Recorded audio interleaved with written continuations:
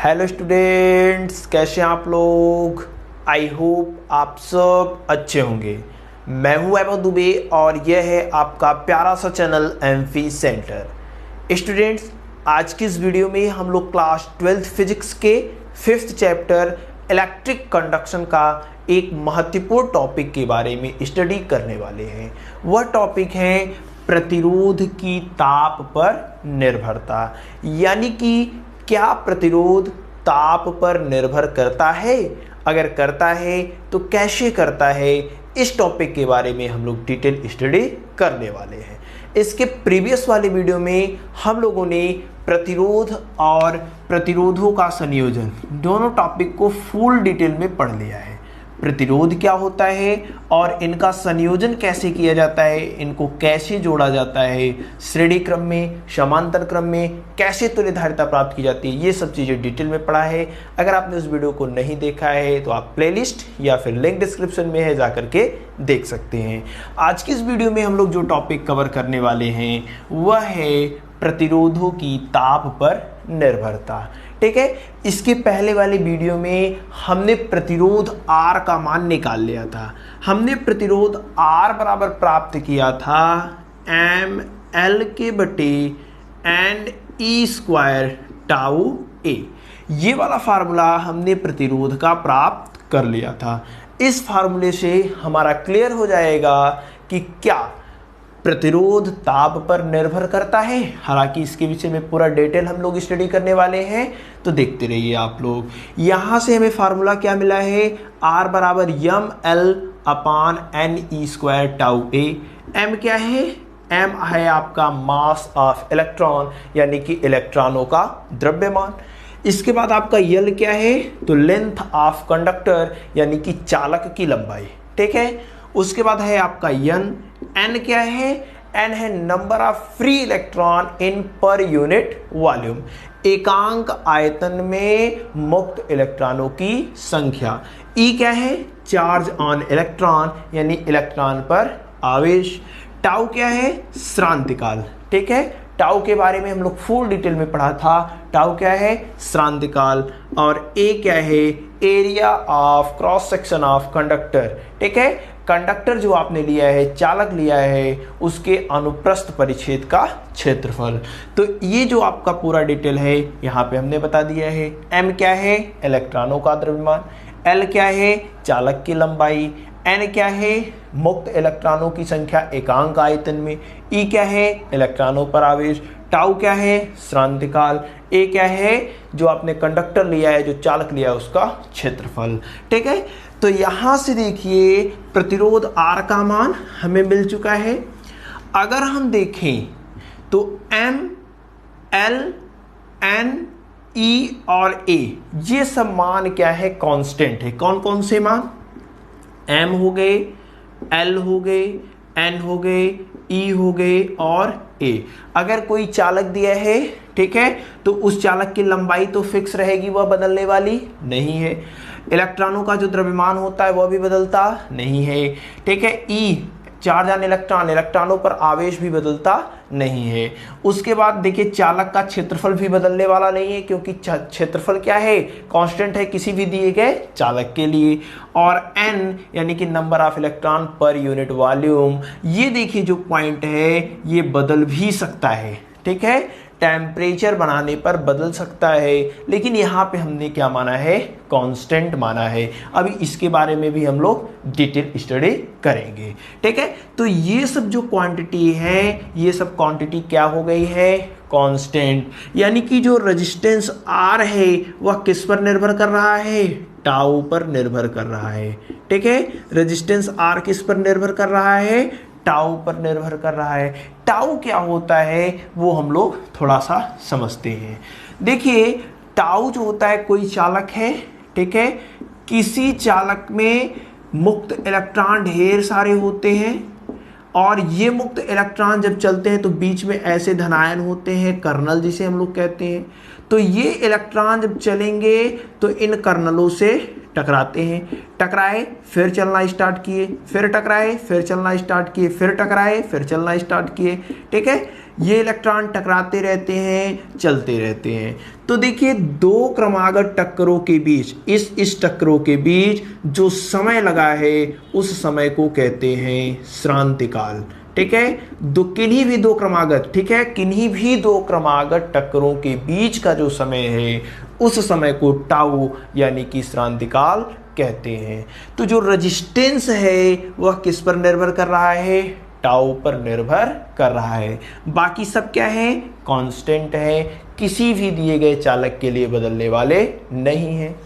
अब देखिए अगर हम ताप बढ़ा देते हैं, ठीक है, ताप को क्या कर रहे हैं? बढ़ा दे रहे हैं, टेम्परेचर को बढ़ा दे रहे हैं, तब देखिए जो दिया गया चालक है इन चालक के इलेक्ट्रॉनों के बीच जो वाइब्रेशन होगा, ठीक है, वाइब्रेशन होगा वह क्या होगा? बढ़ जाएगा। ठीक है, जब देखिए ताप जब हमने बढ़ाया तो हुआ क्या? जो इलेक्ट्रॉन थे वे जल्दी जल्दी वाइब्रेट करना स्टार्ट कर दिए। ठीक है, जल्दी जल्दी वाइब्रेट करना स्टार्ट किए। जब जल्दी जल्दी वाइब्रेट करना स्टार्ट किए तो उनके बीच जो टक्कर होने वाली है वह और जल्दी होने वाली है। जो कोलिजन होगा वह पहले से कम समय में होना स्टार्ट करेगा। देखिए इलेक्ट्रॉन क्या हुए? जल्दी जल्दी ऐसे वाइब्रेट करने लगे। वाइब्रेट करेंगे तो जल्दी जल्दी मूव करेंगे और जो टक्कर हो रहा है वह भी क्या हो रहा है? जल्दी हो रहा है। अब देखिए टक्कर जल्दी हो रहा है यानी कि टाउ का जो मान है, श्रांतिकाल जो है, ठीक है, टाउ का जो मान है वह क्या हो रहा है? घट रहा है। ठीक है, जब कम समय लग रहा है टक्कर में यानी कि श्रांतिकाल क्या हो रहा है? टाउ का मान घट रहा है। और जब टाउ का मान घटेगा, टाउ का मान देखिए टेम्परेचर बढ़ा रहे हैं तो टाउ का मान क्या हो रहा है? घट रहा है। और जब टाउ का मान घटेगा तो रेजिस्टेंस क्या होगा? बढ़ेगा। ठीक है, तो रेजिस्टेंस क्या होगा? बढ़ेगा। ठीक है, तो ताप बढ़ाने पर रेजिस्टेंस जो होता है, प्रतिरोध जो होता है वह बढ़ता है। क्यों बढ़ता है? क्योंकि टाउ का मान घट जाता है। क्यों घट जाता है? क्योंकि जब ताप बढ़ाएंगे तो इलेक्ट्रॉनों के बीच वाइब्रेशन जल्दी जल्दी में होगा और वाइब्रेशन जल्दी होगा तो कोलिजन भी क्या होगा? जल्दी होगा। यानी कि दो टक्करों के बीच का जो समय है वह घट जाएगा और जब समय घट गया यानी कि टाउ का मान घट गया तो रेजिस्टेंस क्या हो जाएगा? बढ़ जाएगा। क्यों? क्योंकि एक दूसरे की क्या है? व्युत्क्रमानुपाती क्रमानुपाती हैं। एक बढ़ेगा तो दूसरा घटेगा, दूसरा घटेगा तो ये बढ़ेगा। तो टाउ घट रहा है, रेजिस्टेंस बढ़ेगा। ठीक है, अब ये कैसे बढ़ता है, कैसे घटता है, किसके लिए बढ़ेगा, किसके लिए घटेगा, ये सब चीजें अब हम लोग देखने वाले हैं। ये तो बात किसी चालक के लिए हो गया। ये जो हमने बात किया है वह किसके लिए हुआ है? चालक के लिए हुआ है। अब आगे हम लोग देखते हैं कि कैसे अन्य के लिए होता है, यानी कुचालक के लिए क्या होता है या फिर अर्धचालक के लिए क्या होता है। ठीक है, हम लोग मान लेते हैं, ठीक है, हम लोग लिख रहे हैं कि माना T0 तापमान पर, T0 तापमान पर प्रतिरोध R0 है। ठीक है, प्रतिरोध R0 है तथा, ठीक है, T तापमान पर प्रतिरोध कितना है? RT है। प्रतिरोध कितना है? RT है। मतलब हमने क्या माना? ध्यान से समझिए, पहले तापमान T0 था, उस समय प्रतिरोध कितना था? R0 था। अब हमने तापमान को बदल करके कितना कर दिया? T कर दिया। बदल दिया मतलब कम भी कर सकते हैं और ज़्यादा भी कर सकते हैं। तो T0 से तापमान कितना कर दिया? T। उस समय जो प्रतिरोध था आपका वह R0 से बदल करके कितना हो गया है? RT हो गया है। तो देखिए सबसे पहले प्रतिरोध में परिवर्तन कितना हुआ वो हम लोग देख लेते हैं। प्रतिरोध में परिवर्तन कितना हुआ? परिवर्तन कितना हुआ? मान लेते हैं जो प्रतिरोध में परिवर्तन है वह डेल्टा R है। और डेल्टा R का मान कैसे निकलेगा? लास्ट प्रतिरोध में से शुरुआत वाला प्रतिरोध को घटाएंगे। तो लास्ट में प्रतिरोध कितना है? RT है। शुरू में प्रतिरोध कितना है? R0 है। डेल्टा R क्या है? प्रतिरोध में परिवर्तन है। RT माइनस R0 से हमने निकाल लिया। तापमान में कितना परिवर्तन हुआ है वह भी हम लोग निकाल लेते हैं। तापमान में परिवर्तन। देखिए तापमान में जो परिवर्तन हुआ है उसको हम लोग डेल्टा टी से प्रदर्शित कर रहे हैं। तो ये कैसे निकलेगा, लास्ट में से प्रारंभिक वाले को घटा देते हैं तो टी माइनस टी नॉट। इतनी चीजें आपको समझ में आया। हमने क्या कहा कि टी नॉट तापमान है, उसमें प्रतिरोध कितना है, आर नॉट है। अब हमने तापमान को बदला यानी कि बढ़ा भी सकते हैं घटा भी सकते हैं। टी नॉट से तापमान कितना कर दिया, टी कर दिया। उस समय जो प्रतिरोध था आर नॉट से बदलकर कितना हो गया, आर टी हो गया। यानी प्रतिरोध में परिवर्तन कितना हुआ, delta r is equal to r t minus r naught. तापमान में कितना परिवर्तन हुआ, delta t is equal to t minus t naught. अब देखिए जो चीजें हम बता रहे हैं वह प्रयोग के आधार पर ऐसा देखा गया है, ठीक है, फैक्ट है ये चीजें। अब हम जो चीजें लिख रहे हैं प्रयोग के आधार पर लिख रहे हैं, ये फैक्ट है, यानी कि ये ऐसा होता ही है। प्रतिरोध में जो परिवर्तन हो रहा है, प्रतिरोध में परिवर्तन जो होता है वह डायरेक्टली प्रोपोर्शनल टू होता है किसके, प्रारंभिक प्रतिरोध के। ये फैक्ट है, ये तथ्य है, ठीक है, प्रारंभिक प्रतिरोध के। अभी क्या होता है, कैसे होता है, वो चीजें हम लोग आगे देखेंगे। प्रतिरोध में जो परिवर्तन होगा वह डायरेक्टली प्रोपोर्शनल होता है प्रारंभिक प्रतिरोध के। प्रतिरोध में परिवर्तन कितना है, डेल्टा आर है। Delta r is directly proportional to किसका हो जाएगा, प्रारंभिक प्रतिरोध। प्रारंभिक प्रतिरोध कितना था, आर नॉट था। इसे समीकरण नंबर 1। इसको हम लोग थोड़ा सा समझते हैं कि प्रतिरोध में परिवर्तन इज डायरेक्टली प्रोपोर्शनल टू प्रारंभिक प्रतिरोध का मतलब क्या है। हमने दे दिया कि दो प्रतिरोध, एक 10 ओम का प्रतिरोध है, दूसरा 20 ओम का प्रतिरोध है, ठीक है। अब हमने तापमान में परिवर्तन कर दिया, कुछ भी परिवर्तन किया तो परिवर्तन किस में ज्यादा होगा, जिसका प्रतिरोध ज्यादा होगा। समझ रहे हैं ना, प्रतिरोध में परिवर्तन इज डायरेक्टली प्रोपोर्शनल टू प्रारंभिक प्रतिरोध, यानी कि प्रारंभिक प्रतिरोध जिसका ज्यादा होगा उसमें प्रतिरोध में परिवर्तन ज्यादा होगा। प्रारंभिक प्रतिरोध जिसका ज्यादा होगा उसके प्रतिरोध में परिवर्तन भी ज्यादा होगा। तो इन दोनों में प्रारंभिक प्रतिरोध किसका ज्यादा है, इस वाले का ज्यादा है। तो इस वाले के प्रतिरोध में जो परिवर्तन होगा वह क्या होगा, ज्यादा होगा। यही तत्व हम आपको बताना चाह रहे थे, ठीक है। तो ये क्या है, फैक्ट है। अब इसके बाद हम लोग देखते हैं दूसरा फैक्ट क्या है। ये फैक्ट नंबर 1 हो गया। अब दूसरे फैक्ट की बात कर रहे हैं कि जो प्रतिरोध में परिवर्तन है, प्रतिरोध में परिवर्तन वह डायरेक्टली प्रोपोर्शनल टू होता है, यानी कि अनुक्रमानुपाती होता है किसके, ताप में परिवर्तन के, ठीक है, ताप में परिवर्तन के। यानी कि ताप में परिवर्तन जितना ज़्यादा होगा, ताप में परिवर्तन जितना ज़्यादा होगा प्रतिरोध में भी उतना ही परिवर्तन होगा। समझ रहे हैं, ताप में हम जितना ज़्यादा परिवर्तन करेंगे प्रतिरोध में उतना ही परिवर्तन होगा। तो प्रतिरोध में परिवर्तन क्या है, डेल्टा आर है, तो ये हमने डेल्टा आर लिख दिया। इज डायरेक्टली प्रोपोर्शनल टू ताप में परिवर्तन, ताप में परिवर्तन कितना है, डेल्टा टी है। समीकरण नंबर 2। तो समीकरण 1 और 2 से देखिए कंबाइंड कर देते हैं। ये चीजें आप अच्छे से समझिएगा, पूरा फार्मूला हम लोग व्युत्क्रम प्रूफ कर रहे हैं, ठीक है। तो समीकरण 1 और समीकरण 2 को हम लोग क्या कर रहे हैं, कंबाइंड कर दे रहे हैं। समीकरण 1 और 2 से, समीकरण 1 और 2 से देखिए क्या हो जाएगा, delta r is directly proportional to, इधर का कंबाइंड कीजिए, इधर क्या है, आर नॉट है, इधर क्या है, डेल्टा टी है, ठीक है। प्रोपोर्शनलिटी हटा देते हैं, ये जो प्रोपोर्शनलिटी है इसको हटाएंगे तो इसके स्थान पर बराबर लिखता है और एक कांस्टेंट लगता है, और यहाँ पर जो कांस्टेंट हम लोग लगाने वाले हैं वह कांस्टेंट है अल्फा। यह क्या है, अल्फा है, ठीक है। अल्फा क्या होता है, देखिए अल्फा क्या होता है, अल्फा ताप गुणांक है, अल्फा क्या है, ताप गुणांक है, ठीक है। प्रोपोर्शनलिटी हमने हटाया, अनुक्रमानुपाती को हटाया, बराबर लगा, एक कांस्टेंट लगाया जाता है। यहाँ पर जो कांस्टेंट हम लोग यूज करने वाले हैं वह है अल्फा। अल्फा है क्या, ताप गुणांक, ठीक है। अब चलिए डेल्टा आर का मान रख देते हैं। डेल्टा आर का मान यहाँ से देखिए कितना है, r t minus r naught is equal to alpha और उसके बाद देखिए आर नॉट है, आर नॉट लिख दिया। डेल्टा टी का मान, ठीक है, डेल्टा टी का मान कितना है यहाँ से, या फिर डेल्टा टी को ऐसे ही हम लोग रहने देते हैं, डेल्टा टी में कोई परिवर्तन नहीं कहते हैं, ऐसे ही रहने देते हैं, ठीक है। तो यहाँ से आर टी इस ये जो माइनस आर नॉट है उधर जाएगा तो प्लस आर नॉट हो जाएगा, ठीक है। प्लस कितना हो जाएगा, alpha r naught into delta T.